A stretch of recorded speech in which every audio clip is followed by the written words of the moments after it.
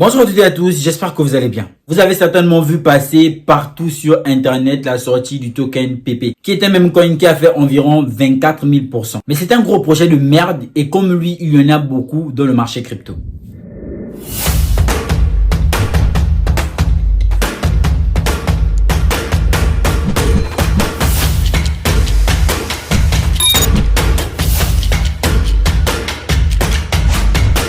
Avant de parler de PP, le même coin, pour ne pas dire le shitcoin qui a été créé il y a environ une semaine, qui a fait le bruit et qui continue à faire le bruit. Si tu es nouveau, bienvenue sur ma chaîne YouTube WizCrypto où je te parle de crypto-monnaie, de révolution qu'apporte la blockchain et le secteur économique. Donc si c'est une thématique qui te parle, je t'invite à bien vouloir t'abonner en activant cette cloche de notification pour ne rater aucune prochaine vidéo. Si tu veux approfondir tes connaissances dans le marché crypto, je te propose la formation WizCrypto. Il te suffit de cliquer sur le lien en bas de description pour avoir toutes les modalités d'acquisition. Tout comme tu peux participer à mon canal privé Telegram dans lequel j'envoie des analyses, des projets à fort potentiel. Là encore, il faudra que tu puisses t'y inscrire en cliquant sur le lien en bas de description. L'inscription est à 13 000 francs CFA. Enfin, si tu veux faire partie de la communauté WizCrypto, clique sur le lien toujours en bas de description pour rejoindre le groupe public Telegram. Maintenant, parlons de PP. Alors, premièrement, qu'est-ce que le projet PP? Vous verrez actuellement sur les réseaux sociaux que tout le monde en parle. Celui-ci, on a parlé il y a 20 heures.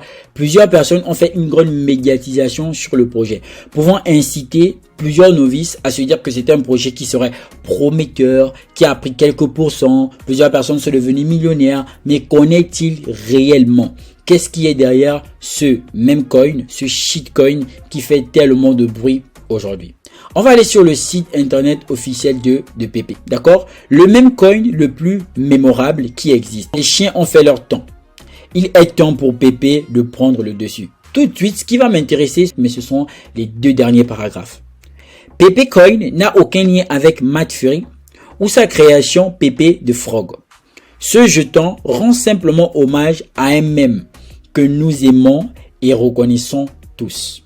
PP est une pièce même sans valeur intrinsèque, premièrement, ni attente de rendement financier, deuxièmement, il n'a pas d'équipe formelle, troisièmement, ni de feuille de route, quatrièmement, la pièce est complètement inutile et uniquement à des fins de divertissement. Et comment une pièce qui est inutile à des fins de divertissement a-t-elle fait en sorte que plusieurs personnes deviennent millionnaires? Et là maintenant, on va rentrer dans la manipulation de marché puisque je vais attirer votre attention sur un fait.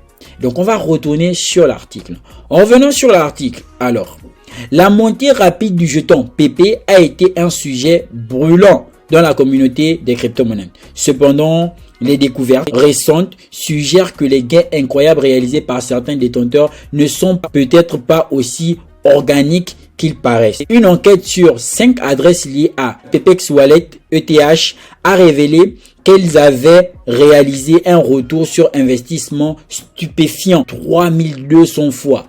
Mais toutes ces adresses semblent être liées au créateur du jeton. Que ces 5 adresses PP ont fait un 3200 fois, mais sont liées à une seule personne, au créateur de ce jeton. Ça a pu être schématisé ici par Look on Chain. Conséquent, on est très directement dans une manipulation de marché.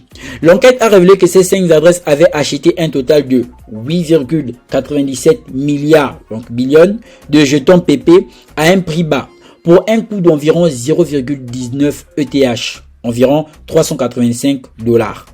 Ces jetons ont ensuite été vendus sur des bourses décentralisées DEX pour un total combiné de 1,23 million de $, ce qui représente un retour de près de 3200 fois l'investissement initial.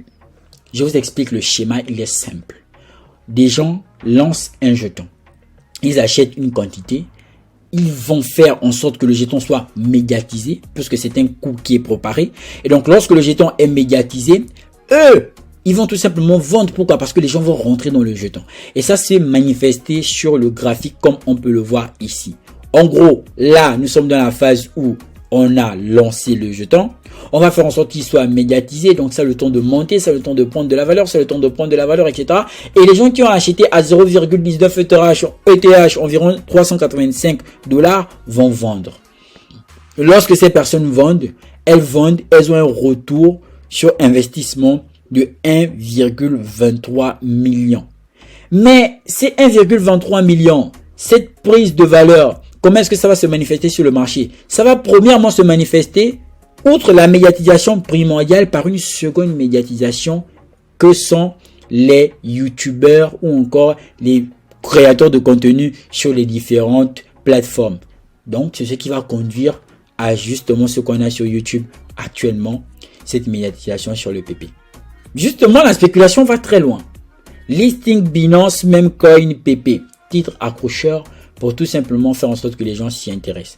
Mais on est purement devant un Memecoin qui ne vaut rien, qui est le fruit d'une très grande manipulation et qui constitue un danger pour le marché crypto. Donc, est-ce que vous comprenez maintenant comment ça se passe? Ça signifie que tout ce qui brille n'est pas de l'or. On peut créer un Memecoin, on peut créer un token et on manipule complètement ce token. Regardez par exemple ici. Le Memecoin, il est à 90 millions de capitalisation boursière. Voici son prix actuel, 7,0. Un novice qui arrive, il se dit, ah ouais, 90 millions de capitalisation boursière, potentiellement, ça peut aller plus loin à 100 millions. Il suffit que je rentre là tout de suite dans ce prix. Comme ça fait beaucoup de bruit, potentiellement ça va encore exploser. Donc ça va peut-être brûler le zéro alors que derrière, il n'en est absolument rien. Pourquoi? Parce que les réelles personnes qui ont lancé le projet ont déjà bénéficié du projet. Donc, les réelles personnes ont déjà mangé tout l'argent qu'elles voulaient et aujourd'hui, elles ont quitté le projet. Ou encore, si elles n'ont pas quitté le projet, ça signifie que le projet, comme il ne repose sur rien, peut tomber à n'importe quel instant.